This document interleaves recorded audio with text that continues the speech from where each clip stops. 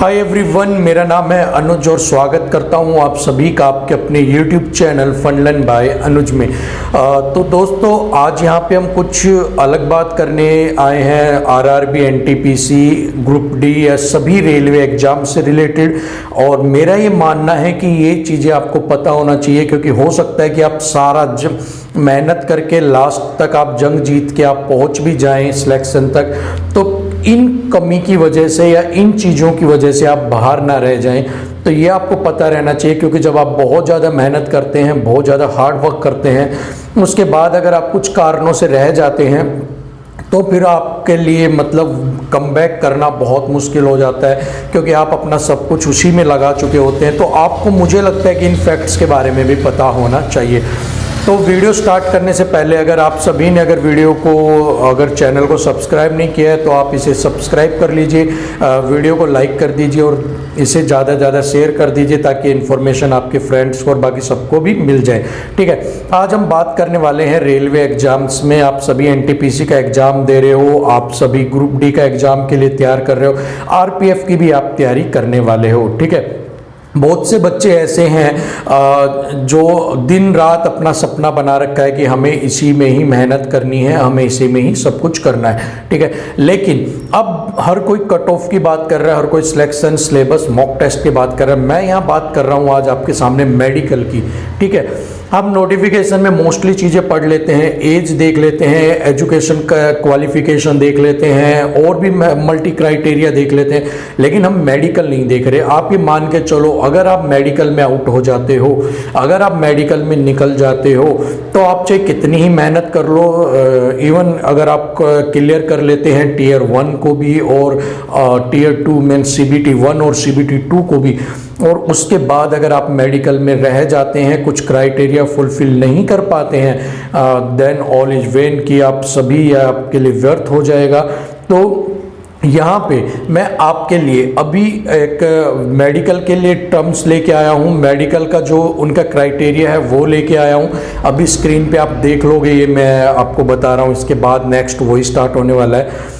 तो अगर आप भी उस फुलफिल नहीं कर रहे हैं, मीन्स अगर आपके कलर ब्लाइंडनेस है, मीन्स सब में आपने स्पेक्स लगा रखा है, योर विजन इज ब्लो 6/6 और समथिंग, देन आपको क्या करना चाहिए? आपको अभी से देख लेना चाहिए कि क्या मैं इसे फुलफिल कर पाऊंगा या नहीं कर पाऊंगा। अगर आप इसे फुलफिल नहीं कर पा रहे तो मेरा ये कहना है कि अगर आपको लगता है कि आप ये कलर, मान लो मेरे कलर ब्लाइंडनेस है, आपके कलर ब्लाइंडनेस है, और आपको लगता है कि मैं किसी भी पोस्ट के अंदर कलर ब्लाइंडनेस वाले में मैं फुलफिल नहीं कर पाऊंगा, देन आप या तो उसे क्विट कर दीजिए या दूसरे एग्जाम की तरफ शिफ्ट कर लीजिए कि आप उस पर अपना टाइम ज़्यादा ना लगाइए, क्योंकि आप मेडिकल में आउट हो जाएंगे। ठीक है, तो अब आगे जो है मैं एक्सप्लेन भी करूंगा और मैं आपको बता भी रहा हूं कि इसके साथ क्या क्या होगा।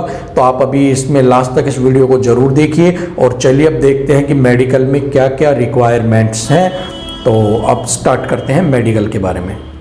जो आपकी सीए की पोस्ट है उसके लिए मेडिकल स्टैंडर्ड B2 है, स्टेशन मास्टर के लिए A2, गुड्स गार्ड के लिए A2, जूनियर अकाउंट कम टाइपिस्ट के लिए C2, सीनियर क्लर्क कम टाइपिस्ट के लिए C2 और सीनियर कमर्शियल कम टिकट क्लर्क के लिए B2 आपका मेडिकल जो स्टैंडर्ड है वो उन्होंने रखा हुआ है।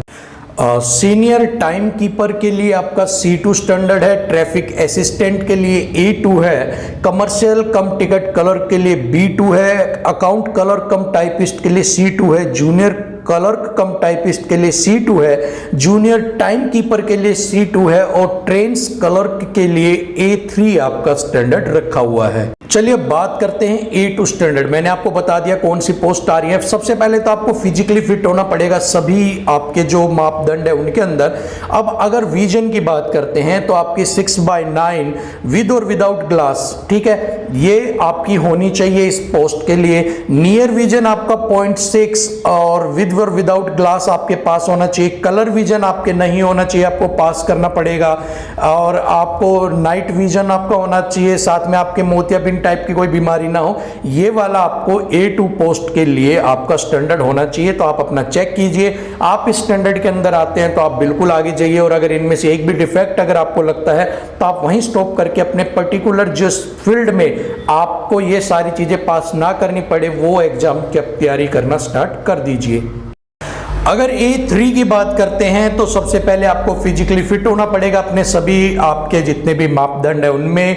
अगर डिस्टेंस विजन की बात करते हैं तो 6x9 विद और विदाउट ग्लास होने चाहिए, और जो आपके ग्लास हैं, जो आपके लेंसेज लगे हुए हैं, वो 2D पावर से एक्सीड नहीं होने चाहिए, ठीक है। तो आपका नियर विजन 0.6 दोनों आंखों का होना चाहिए, ठीक है, विद और विदाउट ग्लास। आपको कलर विजन, कलर ब्लाइंडनेस नहीं होनी चाहिए। अगेन आपको नाइट विजन एंड आपका मोतियाबिंद टाइप का जो भी आपकी आंखों में कोई डिफेक्ट, नज़दीक का दूर का कोई डिफेक्ट नहीं होना चाहिए। तो ये आप इस पोस्ट के लिए अप्लाई करना चाह रहे हैं, तो ये था आपके इस पोस्ट के लिए आपके क्या क्या मापदंड मेडिकल के होने वाले हैं।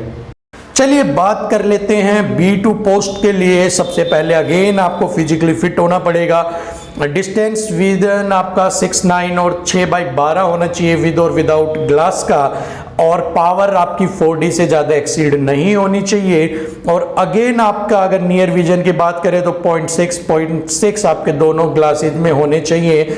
और आपको फील्ड विजन का, आपको नज़दीक का काम है तो आपको एक टेस्ट पास करना पड़ेगा। तो आप इसमें देख लीजिए कि आपकी नियर विजन में इस बार आपका नज़दीक का काम है, रीडिंग का काम है, तो आप इसमें नियर विजन आपका डिफेक्ट ना हो। इसमें आपको कलर ब्लाइंड की कोई भी रिक्वायरमेंट नहीं की है।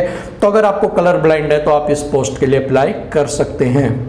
चलिए बात कर लेते हैं for the post of the category under C2।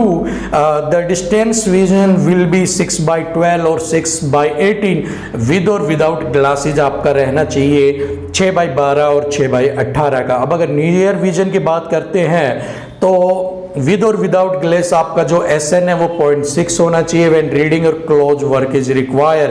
तो ये आपकी इसमें नियर विजन का और आपको डिस्टेंस विजन का दे दिया है। फिजिकली फिट आपको माना जाएगा, आपके पैरों में कोई बेयरफुट टाइप के कोई प्रॉब्लम ना हो, ये आप सब आप देख लेना। मेडिकल आप उसमें खरे उतरने चाहिए, उसमें कोई भी आपके अंदर मापदंड में कमी ना हो।